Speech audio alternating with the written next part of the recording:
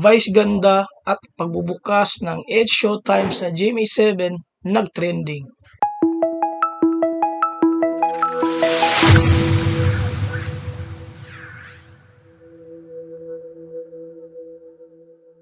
Nang opisyal itong magdebu sa GMA Channel 7 ngayong Sabado, Abril 6. Isang sandali itong aalahanin nang gumawa ng kasaysayan ang noontime program ng ABS-CBN na Edge Showtime.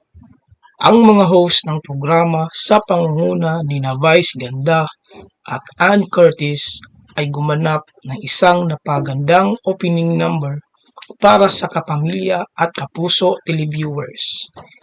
Kinanta ni na Curtis at Karel ang Little Mix na Power habang si Kim Chu ay nagtatanghal ng isang maikli ngunit nakamamanghang aerial dance. Pagkatapos ay sumayaw sina Ami Perez, Jackie Gonzaga at Shane Dominguez. Sina Jug Zugita, Teddy Corpus, Darren Espanto, Ogie Alcacel ang gumanap ng Let Me Entertain You kasama sina Bong Navarro, Jong Hilario, Ryan Bang, Ayon Perez, MC Kalakian, Letzi Marquez na sumasayaw. Gumawa ng isa pang unkabogable at mothering production number si Vice Ganda nang siya ay kumanta ng Thunder, Champion at Hall of Fame.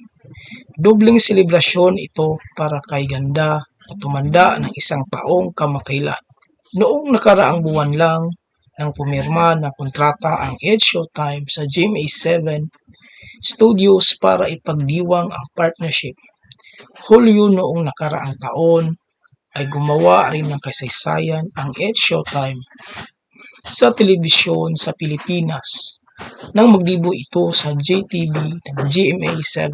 Mapapanood na ngayon ang Edge Showtime sa GMA bukod sa Kapamilya Channel, Kapamilya Online Live, GTV at A to Z.